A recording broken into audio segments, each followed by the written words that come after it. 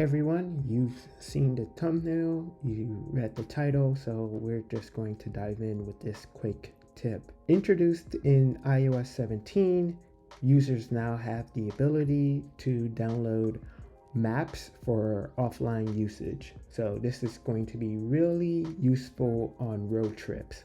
So in order to do so, I'm going to open Maps, and let's just pick a random place. Well, let's pick this one here, and you want to press and hold so you can get the pin. And once you see the pin, you tap on download, and you can adjust the size of the map, and on the bottom of the screen it will tell you how big this download will be. So I think this is okay.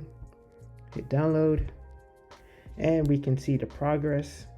And once it shows offline with a blue check mark, then you should be able to use this offline map in the event that your phone does not have any service.